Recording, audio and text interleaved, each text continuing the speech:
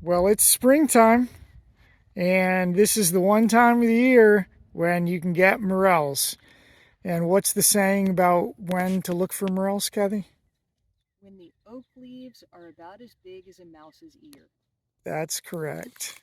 Although this year the morels are coming up earlier than the trees are leafing out. Yeah, our oak trees up there, I'm not seeing any leaves at all on them yet. But, But the soil temperature is 55 degrees. yep, so for reference, it is March 15th. 15th. We're at 900 feet elevation in central North Carolina. And normally we see morels in the first week of April, but it's Yep. been an exceptionally warm spring.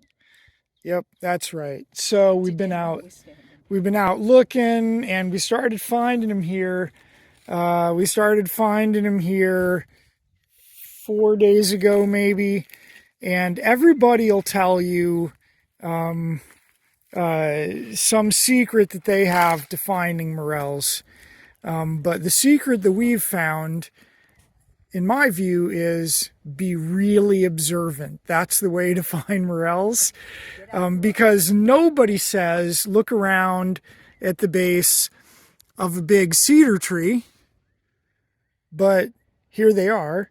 And some of the best, probably the best patch of morels I ever found was underneath a whole stand of white pines and all this pine needles. Now we've got some areas along creeks where we find morels as well, and under hardwood trees, but we've got quite a few here underneath of this cedar tree. And these are blonde morels, which is Morchella americana. And this is the one time of the year you can find them. You can't cultivate them. You should not bother spending your money getting any kits off of Amazon or anything that'll tell you that you can grow morels at home, because you really can't. Morels are what's called a mycorrhizal fungus. They grow out of the ground. They're not just like most cultivated mushrooms, either grow on composted manure or they grow on wood. But another type is these that grow out of the ground and are mycorrhizal, meaning they grow in association with plant roots. And so And that's for the record, I have found quite a few morels under cedars here on our property, especially if they're close to streams and have nice sort of loose sandy soil. yeah, we found our very first morel we found in the wild. Remember where it was, Kathy? Catalina Island. Catalina Island, In the in the middle of a rocky trail, growing out of a crack. Growing out of a crack in a rock on an arid island that gets less than 10 inches of rain per year. That was our first morel. But we've got quite a few of them growing around here. They're not full size yet. Hey, Sonny. Kathy, do you want to sacrifice one of these? We can cut it open and show how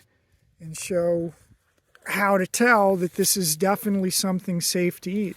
Morels are a really choice edible mushroom. Oh yeah, Sonny's going to sit on some of these, I think. They're a choice edible mushroom, but there is a poisonous lookalike called a false morel. This is a nice, it's a weird convoluted mushroom, but it's pretty neat looking overall. It's got a general shape, not just like a crumpled mass. And let's show what it is that really identifies it as a true morel.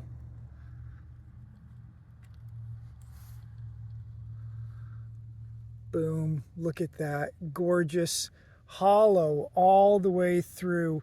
You didn't quite get the stem, but if you look down in there, the stem is hollow through.